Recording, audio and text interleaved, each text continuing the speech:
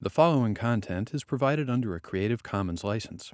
Your support will help MIT OpenCourseware continue to offer high-quality educational resources for free. To make a donation or view additional materials from hundreds of MIT courses, visit MIT OpenCourseware at ocw.mit.edu. So we're going to finish today our discussion of Bayesian inference, which we started last time. As you probably saw, there's not a huge lot of concepts that we're introducing at this point in terms of specific skills of calculating probabilities, but rather it's more of an interpretation and setting up the framework. So the framework in Bayesian estimation is that there is some parameter which is not known, but we have a prior distribution on it. These are beliefs about what this variable might be. And then we obtain some measurements, and the measurements are affected by the value of that parameter that we don't know. And this effect, the fact that x is affected by theta, is captured by introducing a conditional probability distribution. The distribution of x depends on theta. It's a conditional probability distribution. So we have formulas for these two densities, the prior density and the conditional density. And given that we have these, if we multiply them, we can also get the joint density of x and theta. So we have everything that there is to know in this setting. And now we observe the random variable x. Given this random variable, what can we say about theta? Well, what we can do is we can always calculate the conditional distribution of theta given x. And now that we have the specific value of x, we can plot this as a function of theta. Okay, and this is the complete answer to a Bayesian inference problem. This posterior distribution captures everything there is to say about theta. That's what we know about theta. Given the x that we have observed, theta is still random, it's still unknown, and it might be here, there, or there with several probabilities. On the other hand, if you want to report a single value for theta, then you do some extra work. You continue from here, and you do some data processing on x. Doing data processing means that you apply a certain function on the data, and this function is something that you design. It's the so-called estimator, and once that function is applied, it outputs an estimate of theta, which we call theta hat. So this is sort of the big picture of what's happening. Now, one thing to keep in mind is that even though I'm writing single letters here, in general, theta or x could be vector random variables. So think of this, it could be a collection theta 1, theta 2, theta 3. And maybe we obtain several measurements. So this x is really a vector x1, x2, up to xn. All right, so now how do we choose a theta to report? There are various ways of doing it. One is to look at the posterior distribution and report the value of theta at which the density or the PMF is highest.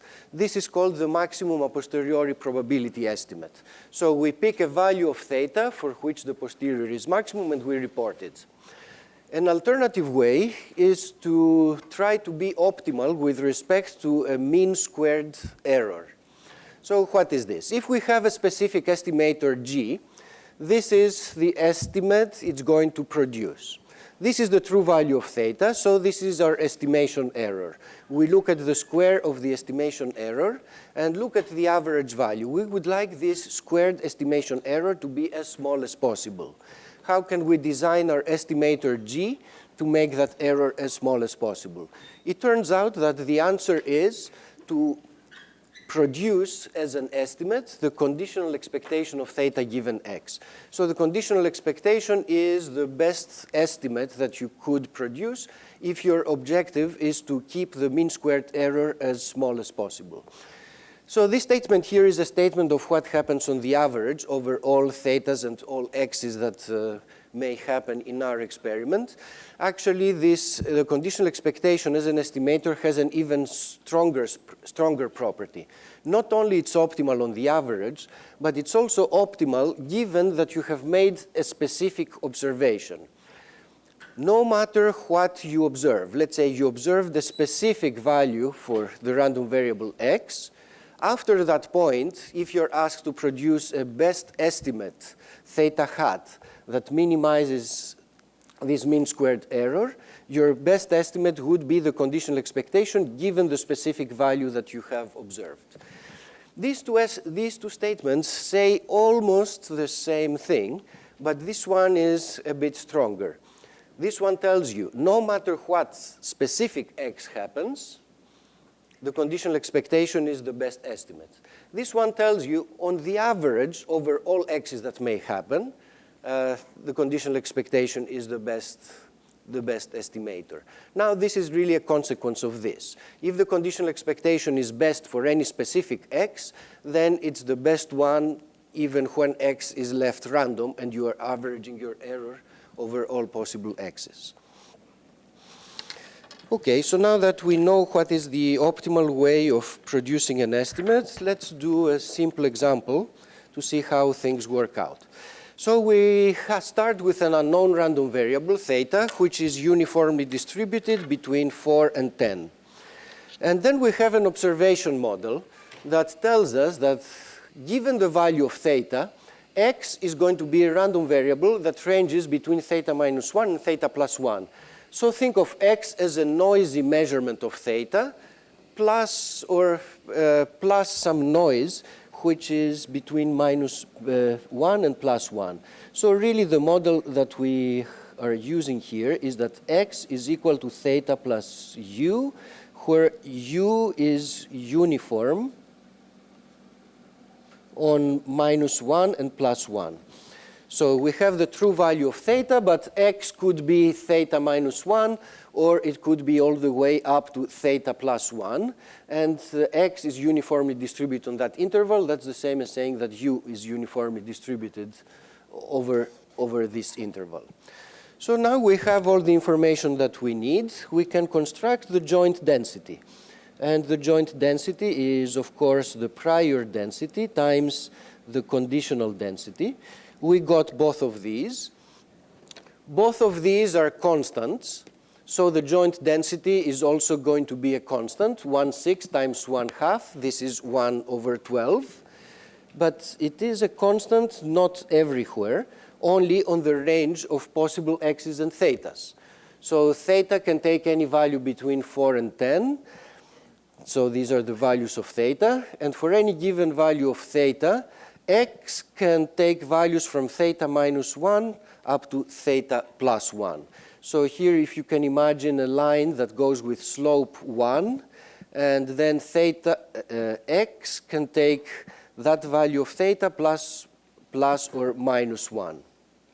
So this object here, this is the set of possible x and theta pairs.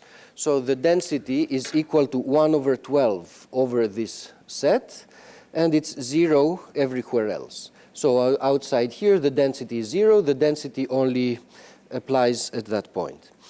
All right, so now we're asked to estimate theta in terms of x. So we want to build an estimator, which is going to be a function from the x's to the thetas. That's why I chose the axis this way, x to be on this axis, theta on that axis, because the estimator we're building is a function of x.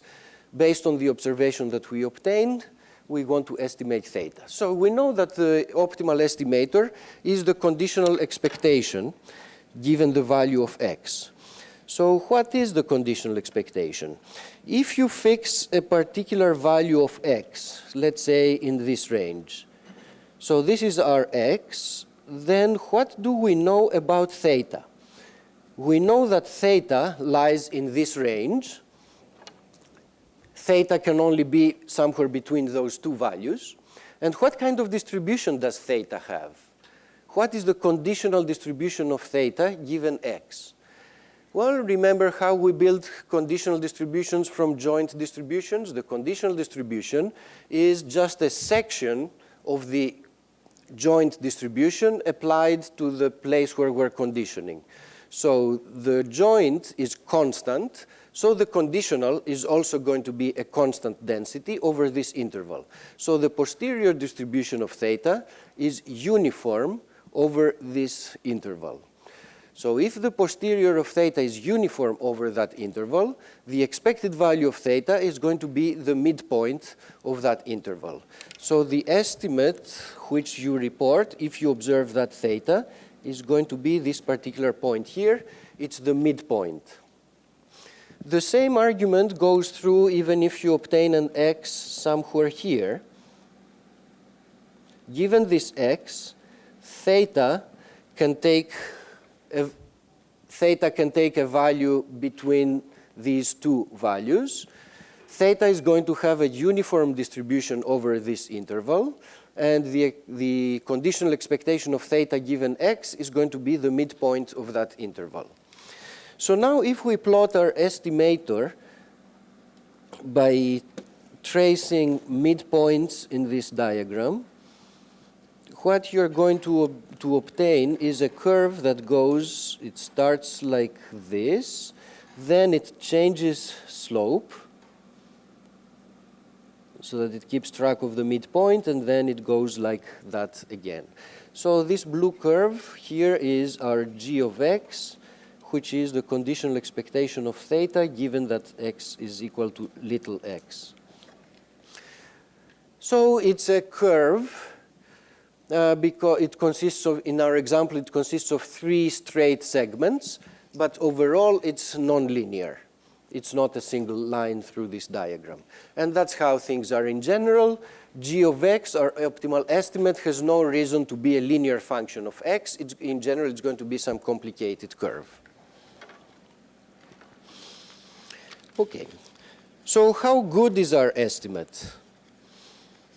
I mean, you reported your estimate of theta based on x, and your boss asks you, what kind of error do you expect to get? Having observed a particular value of x, what you can report to your boss is what you think the mean squared error is going to be. We observed a particular value of x, so we're conditioning and we're living in this universe. Given that we have made this observation, this is the true value of theta, this is the estimate that we have produced, this is the expected squared error given that we have made a particular observation. Now, in this conditional universe, this is the expected value of theta given x, so this is the expected value of this random variable inside the conditional universe. So when you take the mean squared of a random variable minus the expected value, this is the same thing as the variance of that random variable, except that it's the variance inside the conditional universe. Having observed x, theta is still a random variable.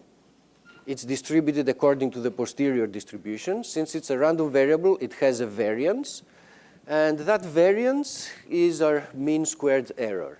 So this is the variance of the posterior distribution of theta given the observation that we have made. Okay, so what is the variance in our example? If x happens to be here, then theta is uniform over this interval, and this interval has length 2. Theta is uniformly distributed over an interval of length 2. This is the posterior distribution of theta. What is the variance? Then you remember the formula for the variance of a uniform random variable. It is the length of the interval squared divided by 12. So this is 1/3. So the variance of theta, the mean squared error, is going to be 1/3 whenever this kind of picture applies. This picture applies when x is between 5 and 9. If x is less than 5, then the picture is a little different, and theta is going to be uniform over a smaller interval. And so the variance of theta is going to be smaller as well. So let's start plotting our mean squared error. Between 5 and 9, the variance of theta, the posterior variance, is 1/3. Now, when x falls in here, theta is uniformly distributed over a smaller interval. The size of this interval changes linearly over that range, And so when we take the square of that, the square size of that interval, we get a quadratic function of how much we have moved from that corner. So at that corner, what is the variance of theta? Well, if I observe an x that's equal to 3, then I know with certainty that theta is equal to 4. Then I'm in a very good shape. I know exactly what theta is going to be. So the variance in this case is going to be 0. If I observe an x that's a little larger, then theta is now random, takes values on a little interval, and the variance of theta is going to be proportional to the square of the length of that little interval. So we get a curve that starts rising quadratically from here and goes up towards 1/3. At the other end of the picture, the same is true. If you observe an x which is 11, then theta can only be equal to 10. And so the error in theta is equal to 0. There's 0 error variance. But as we obtain x's that are slightly less than 11, then the mean squared error again rises quadratically. So we end up with a plot like this. What this plot tells us is that certain measurements are better than others. If you're lucky and you see x equal to 3, then you're lucky because you know theta exactly what it is. If you see an x which is equal to 6, then you're sort of unlucky because it doesn't tell you theta with great precision. Theta could be anywhere on that interval. And so the variance of theta, even after you have observed x, is a certain number, 1/3 in our case. So the moral to keep out of that story is that the error variance, or the mean squared error, depends on what particular observation you happen to obtain. Some observations may be very informative, and once you see a specific number, then you know exactly what theta is. Some observations might be less informative. You observe your x, but it could still leave a lot of uncertainty about theta. So conditional expectations are really the cornerstone of Bayesian estimation. They're particularly popular, especially in engineering contexts. They're used a lot in signal processing, in communications, control theory, and so on. So that makes it worth playing a little bit with their theoretical properties and get some appreciation of a few subtleties involved here. No new math in reality in what we're going to do here, but it's going to be a good opportunity to practice manipulation of conditional expectations. So let's look at the expected value of the error, of the estimation error that we obtain. So theta hat is our estimator. It's the conditional expectation. Theta hat minus theta is what kind of error do we have. If theta hat, if our estimate is bigger than theta, then we have made a positive error. If not, if it's on the other side, we have made a negative error. Then it turns out that on the average, the errors cancel each other out on the average. So let's do this calculation.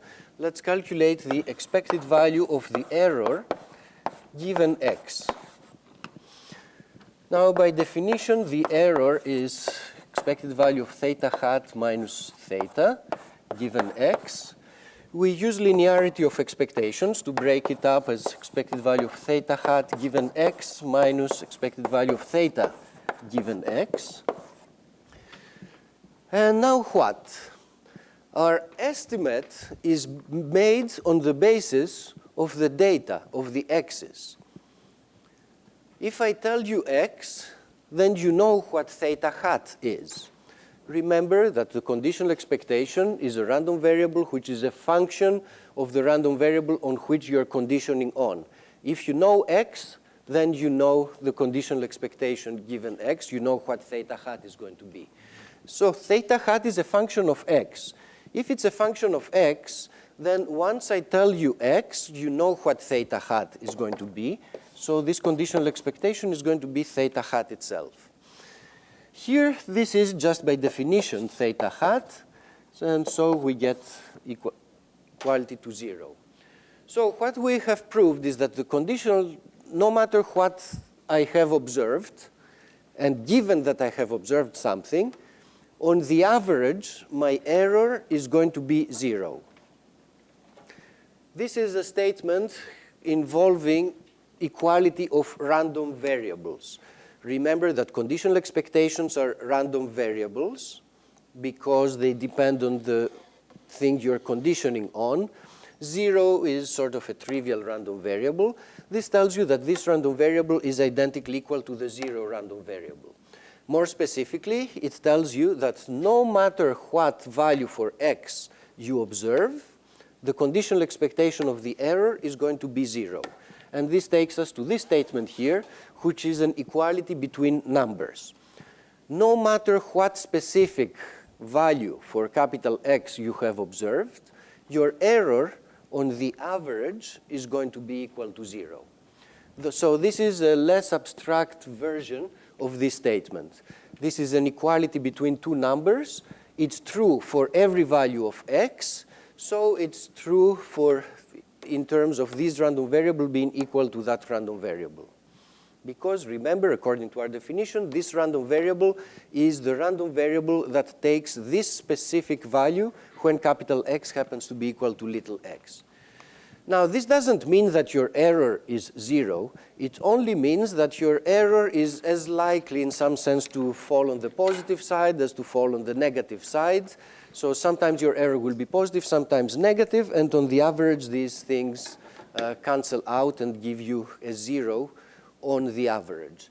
So this is a property that's sometimes giving the name. We say that theta hat is unbiased. So theta hat, our estimate, does not have a tendency to be on the high side. It does not have a tendency to be on the low side. On the average, it's just right. So let's do a little more playing here. Let's see how our error is related to an arbitrary function of the data. Let's do this in a conditional universe. And look at this quantity. Now, when you know x in a conditional universe where x is known, then h of x is known. And so you can pull it outside the expectation. In the conditional universe where the value of x is given, this quantity becomes just a constant. There's nothing random about it. So you can pull it out the expectation and write things this way. And we have just calculated that this quantity is 0. So this number turns out to be 0 as well. Okay. Now, having done this, we can take expectations of both sides. And now let's use the law of iterated expectations. Expectation of a conditional expectation gives us the unconditional expectation. And this is also going to be 0. So here we use the law of iterated expectations.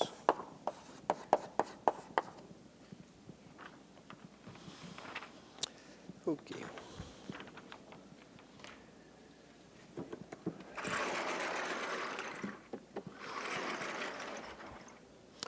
Okay, why are we doing this? We're doing this because I would like to calculate the covariance between theta tilde and theta hat. That is, ask the question, is there a systematic relation between the error and the estimate? So to calculate the covariance,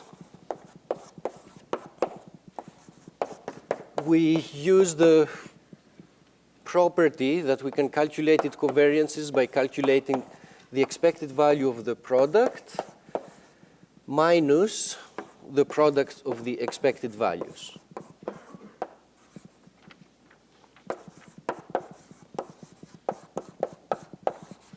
And what do we get?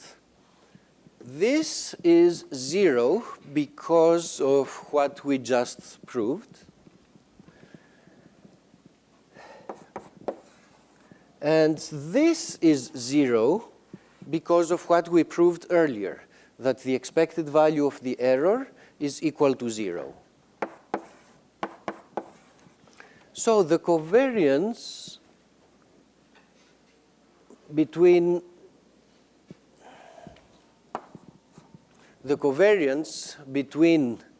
the error and any function of x is equal to 0. Let's use that to the case where the function of x who we're considering is theta hat itself. Theta hat is our estimate. It's a function of x. So this 0 result would still apply, and we get that this covariance is equal to 0. Okay, so that's what we proved. Okay, let's see. What are the morals to take out of all this? First is you should be very comfortable with this type of calculation involving conditional expectations. The main two things that we're using are that when you condition on a random variable, any function of that random variable becomes a constant and can be pulled out the conditional expectation. The other thing that we're using is the law of iterated expectations. So these are the skills involved. Now, on the substance, why is this result interesting? This tells us that the error is uncorrelated with the estimate. What would happen if that were, what's a hypothetical situation where this would not happen? Whenever theta hat is positive, my error tends to be negative, let's say.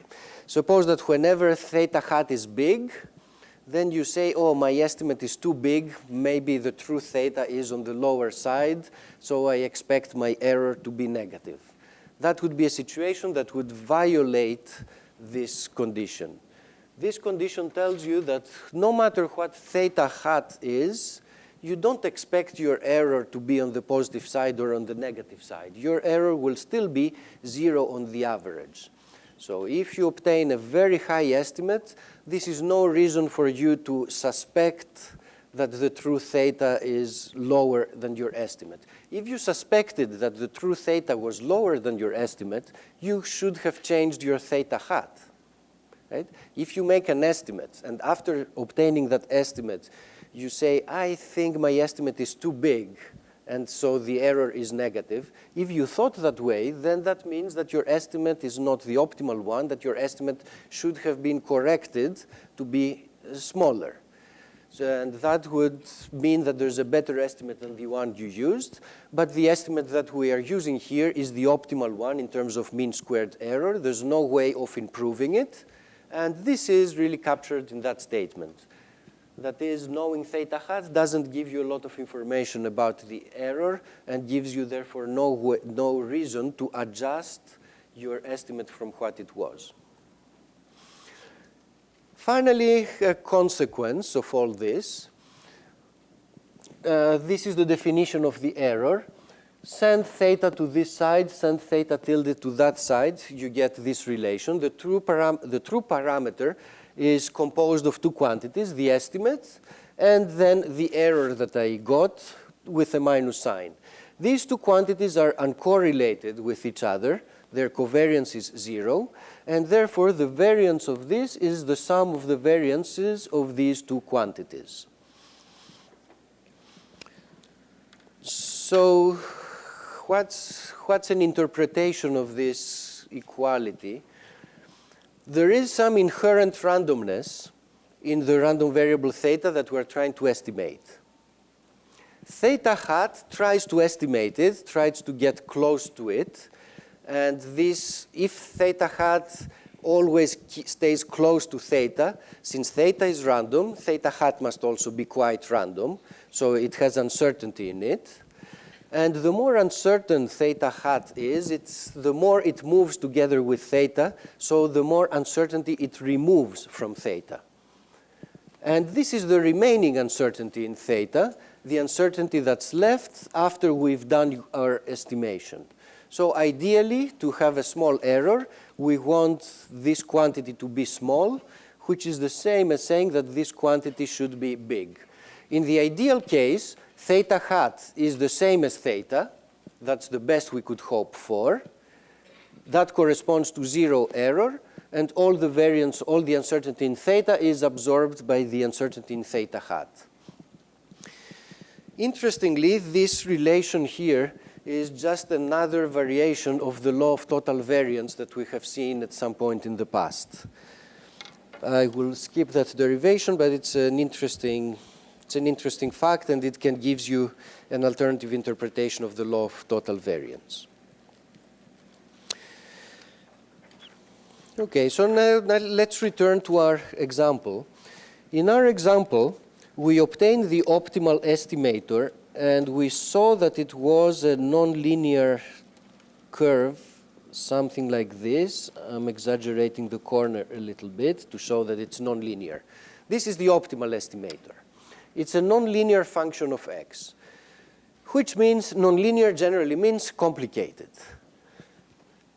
Sometimes the conditional expectation is really hard to compute, because whenever you have to compute expectations, you need to do some integrals.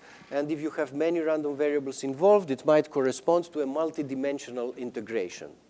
We don't like this. Can we come up maybe with a simpler way of estimating theta, of coming up with a point estimate, which still has some nice properties, it has some good motivation, but is simpler?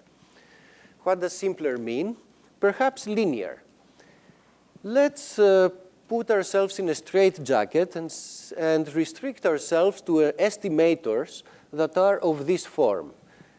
My estimate is constrained to be a linear function of the x's. So my estimator is going to be a curve, a linear curve. It could be this, it could be that. Maybe it would want to be something like this. I want to choose the best possible linear function. What does that mean? It means that I write my theta hat in this form. If I fix a certain a and b, I have fixed the functional form of my estimator, and this is the corresponding mean squared error. That's the error between the true parameter and the estimate of that parameter. We take the square of this. Now the optimal linear estimator is defined as one for which this mean squared error is smallest possible over all choices of a and b. So we want to minimize this expression over all a's and b's. How do we do this minimization?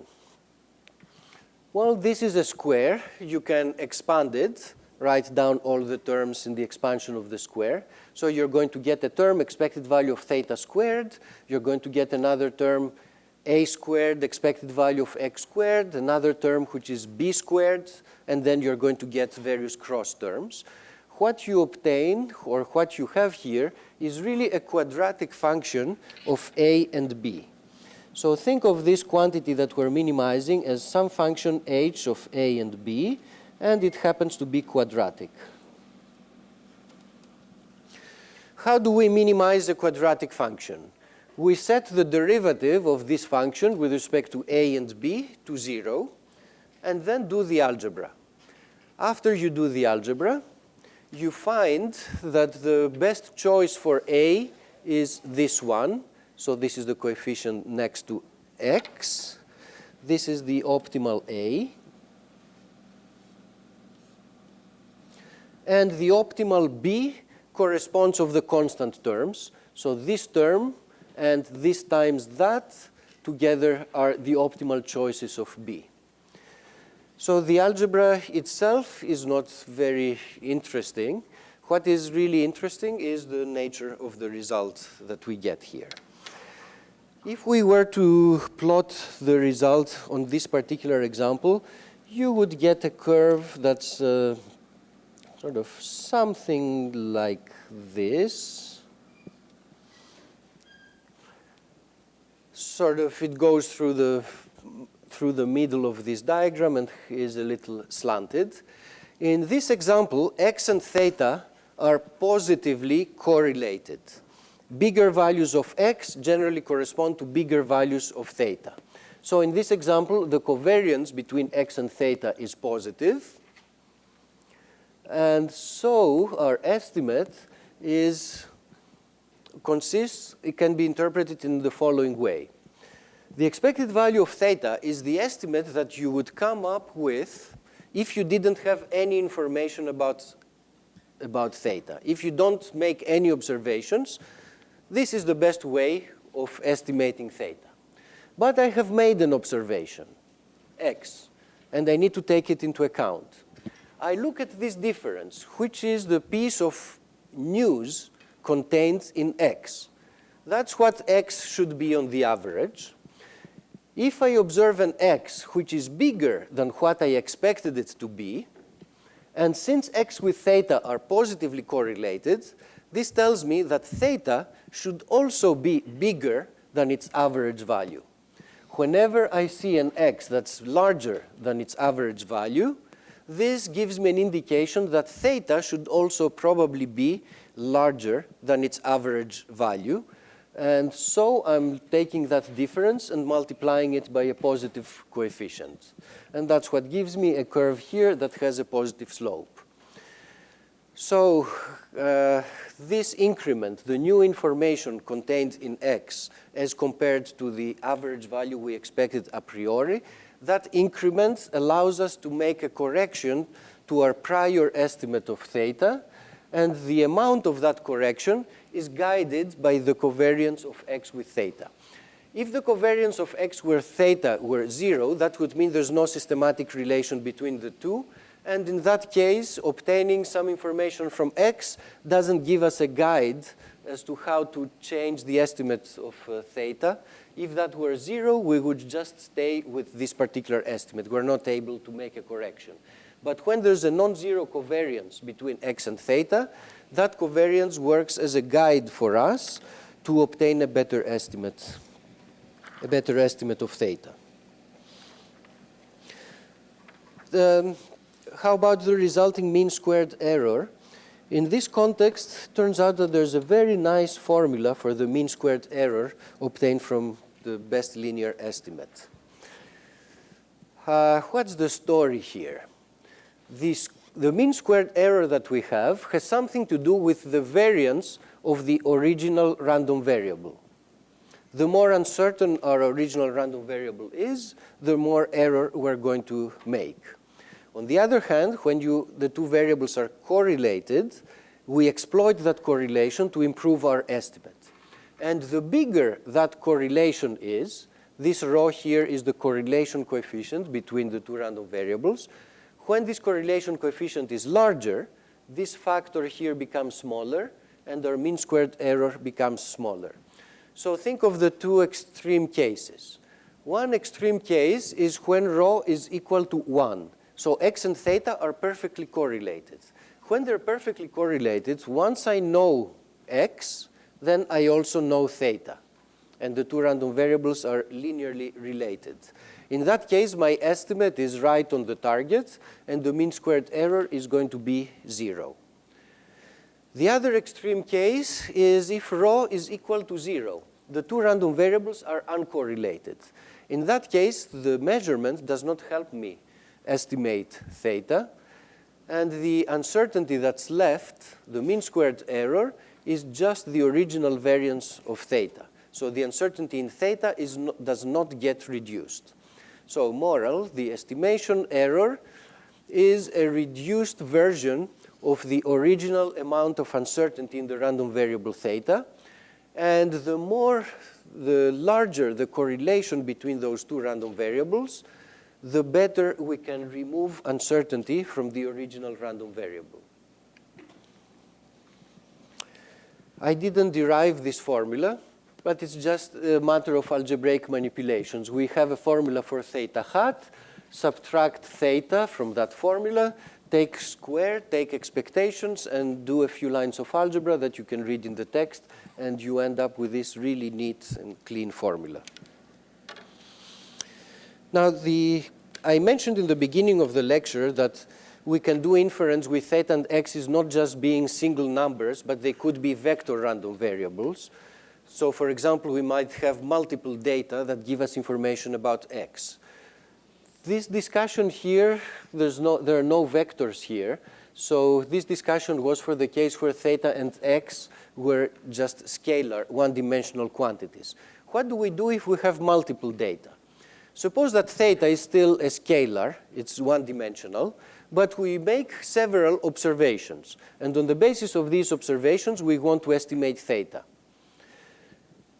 The optimal least mean squares estimator would be, again, the conditional expectation of theta given x. That's the optimal one. And in this case, x is a vector. So in the general estimator we would use would be this one. But if we want to keep things simple, and we want our estimator to have a simple functional form, we might restrict to estimators that are linear functions of the data. And then the story is exactly the same as we discussed before. I constrained myself to estimating theta using a linear function of the data. So my signal processing box is just applies a linear function. And I'm looking for the best coefficients, the coefficients that are going to result in the least possible squared error. This is my squared error. This is my estimate minus the thing I'm trying to estimate, squared, and then taking the average. How do we do this? Same story as before.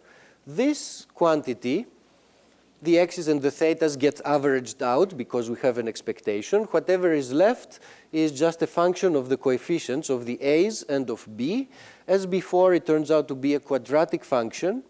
Then we set the derivatives of this function of a's and b's with respect to the coefficients. We set it to 0.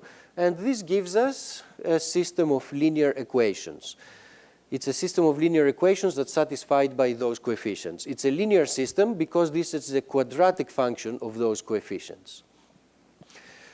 So to get closed form formulas in this particular case, one would need to introduce vectors and matrices and matrix inverses and so on. The particular formulas are not so much what interests us here. Rather, the interesting thing is that this is simply done just using straightforward solvers of linear equations. The only thing you need to do is to write down the correct coefficients of those nonlinear equations. And the typical coefficient that you would get would be what?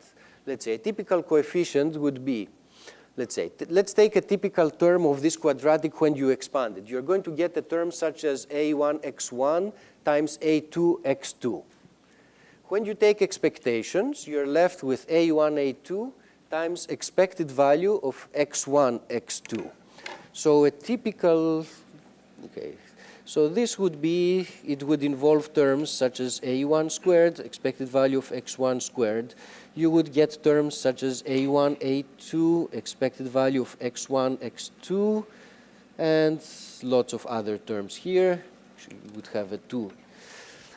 So you get something that's quadratic in your coefficients, and the constants that show up in your system of equations are things that have to do with expected values of squares of your random variables or products of your random variables.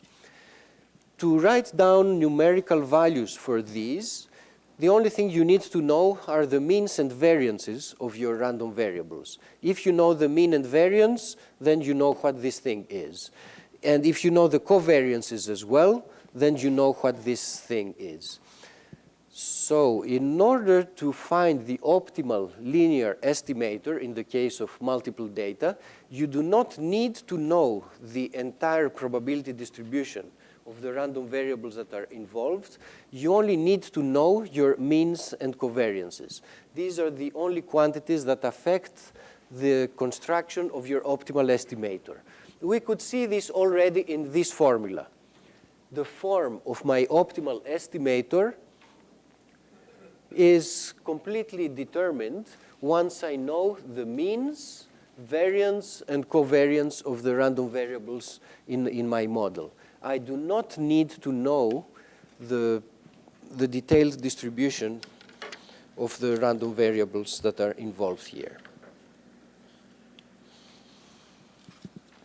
Okay. So as I said, in general, you find the form of the optimal estimator by using a linear equation solver. There are special examples in which you can get closed form solutions. The nicest, simplest estimation problem one can think of is the following. You have some uncertain parameter, and you make multiple measurements of that parameter in the presence of noise. So the WI's are noises. I corresponds to your ith experiment. So this is the most common situation that you encounter in the lab. If you are dealing with some process, you're trying to measure something, you measure it over and over. Each time your measurement has some random error, and then you need to take all your measurements together and come up with a single estimate. So the noises are assumed to be independent of each other and also to be independent from the value of the true parameter.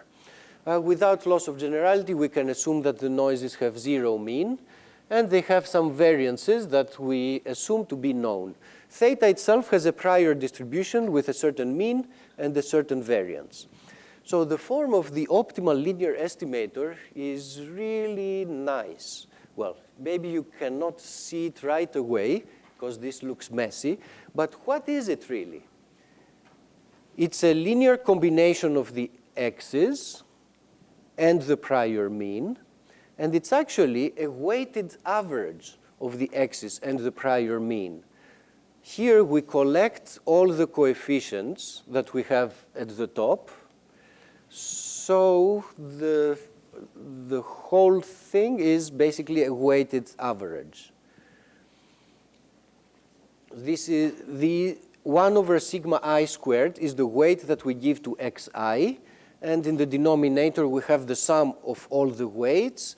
So in the end we're dealing with a weighted average. If mu was equal to 1 and all the xi's were equal to 1, then our estimate would also be equal to 1. Now the form of the weights that we have is interesting. Any given data point is weighted inversely proportional to the variance. What does that say? If my ith data point has a lot of variance, if wi is very noisy, then xi is not very useful, is not very reliable, so I'm giving it a small weight. Large variance, a lot of error in my xi means that I should give it a smaller weight.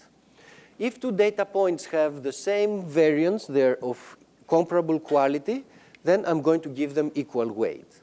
The other interesting thing is that the prior mean is treated the same way as the x's. So it's treated as an additional observation. So we're taking a weighted average of the prior mean and of the measurements that we're making. The formula looks as if the prior mean was just another data point. So that's a way of thinking about Bayesian estimation. You have your real data points, the x's that you observe.